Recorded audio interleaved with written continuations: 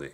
Mais on va parler aujourd'hui des vérandas dans l'émission qui permettent souvent de prolonger un salon, une cuisine, une pièce de vie ou carrément de créer une pièce supplémentaire totalement indépendante dans la maison. Et il est vrai qu'aujourd'hui, elles sont de plus en plus performantes, de plus en plus techniques, de plus en plus esthétiques.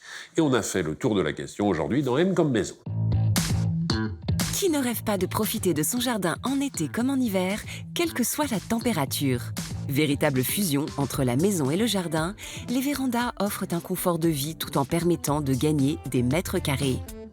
En aluminium, en bois ou encore en acier, rectangulaires, à pans coupés ou en pointe de bateau, les vérandas redoublent d'ingéniosité pour illuminer votre intérieur tout en sublimant votre maison. Mais avant d'installer une véranda, quelques points sont à vérifier. On est soumis à des autorisations administratives. Il faudra faire soit une déclaration de travaux, soit un permis de construire. Ça va dépendre de la surface de la maison initiale et de la surface de la véranda. En matière de construction, il existe deux types de vérandas. La véranda classique, où on va garder une séparation entre la maison et la nouvelle véranda. Ou alors, vraiment dans un esprit agrandissement de la maison, extension. Il faut enlever soit les portes-fenêtres de la maison, ou soit carrément, on casse le mur, on fait des ouvertures IPN. Traditionnellement rectangulaires ou encore à pans coupés, fabriqués sur mesure, les formes de véranda sont infinies. Alors il existe aussi des pointes de bateau, c'est-à-dire avec une pointe au milieu de la structure. Ça va faire quelque chose d'un petit peu plus travaillé, qui peut donner une forme un peu plus originale et qu'on va pas voir partout, quoi. Côté toiture, pour profiter au maximum de la lumière naturelle, l'idéal est de choisir un toit tout en verre avec un vitrage à isolation renforcée. Mais pour se protéger des rayons du soleil, d'autres solutions existent. Vous pouvez avoir des toitures où on vient mixer les parties pleines et les parties vitrées. Sur les toitures plates, maintenant, il existe des dômes. Et ça donne aussi sur la toiture plate du volume intérieur dans la pièce. Pour gagner encore plus de hauteur sous plafond, la charpente cathédrale s'habille de tuiles pour une parfaite harmonie avec la maison. En matière d'ouverture, les portes coulissantes restent peu encombrantes et permettent un large passage. Ce qui donne le maximum d'ouverture, c'est du châssis 3 vantaux. Et à ce moment-là, vous avez une ouverture des 2/3 par rapport à un coulissant de 2 vantaux où là, vous avez que la moitié d'ouverture. Majoritairement vitrée, la véranda reste le point d'entrée privilégié des cambrioleurs.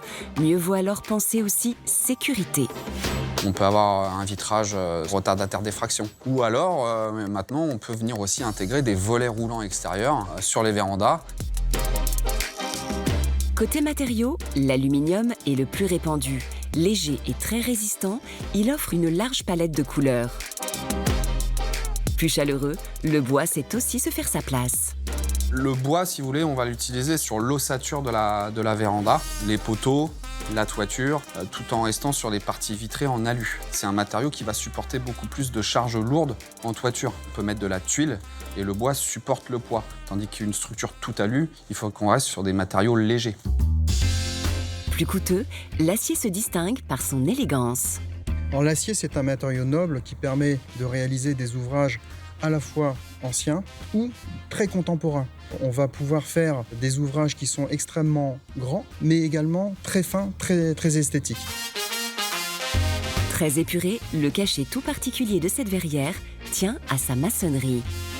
L'idée, c'était de créer une verrière qui soit vraiment dans la continuité de la maison. Et vous remarquerez que sur les côtés de la verrière, il y a des poteaux qui sont réalisés dans les mêmes matériaux en briques claires que la maison existante. L'une des particularités de cette verrière, c'est que nous avons également créé en périphérie de sa toiture un auvent qui souligne l'extérieur de la nouvelle extension et qui protège les façades de la pluie. Pour créer ce auvent, nous avons pris la liberté de nous inspirer des dessins de Gustave Eiffel pour notamment faire des consoles qui rappellent le style industriel du 19e siècle. Contrairement à l'aluminium, l'acier ne permet pas d'ouverture coulissante. Nous avons opté pour des portes à 2 vantaux qui s'ouvrent avec des crémones à l'ancienne. Et ces portes-fenêtres ont la particularité d'avoir des montants centraux qui sont extrêmement fins, qui ne font que 7,5 cm, contre en moyenne 13 à 15 cm sur des portes traditionnelles.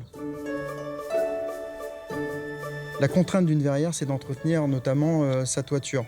Nous avons créé une gouttière qui se trouve à l'intérieur de la ceinture de la toiture pour pouvoir nettoyer facilement sa verrière.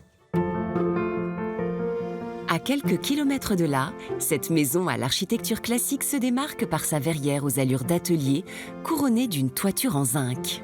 Le zinc est un matériau noble qui fait partie du patrimoine français. Et il semblait évident de le mettre sur ce pavillon, car le pigeonnier qui est juste à côté avait déjà une toiture en zinc. Donc cela faisait une continuité pour réunir les deux bâtiments. En plus d'être esthétique, le soubassement de la verrière est aussi très pratique. Il y a un soubassement très haut, c'est pour pallier à la cuisine qui est juste derrière. Et les éléments de travail arrivent contre les soubassements avec la crédence, ce qui permet de ne rien voir des éléments de cuisine qui sont derrière le soubassement. Les beaux jours terminés, il faudra songer à chauffer sa véranda pour passer un hiver douillet. Ce qu'il faut savoir, c'est qu'on chauffe une verrière comme on chauffe une autre partie de la maison. Mais on peut aussi utiliser un vitrage chauffant par rayonnement. L'avantage, c'est qu'il diffuse une chaleur très agréable et qu'il permet d'éliminer les radiateurs.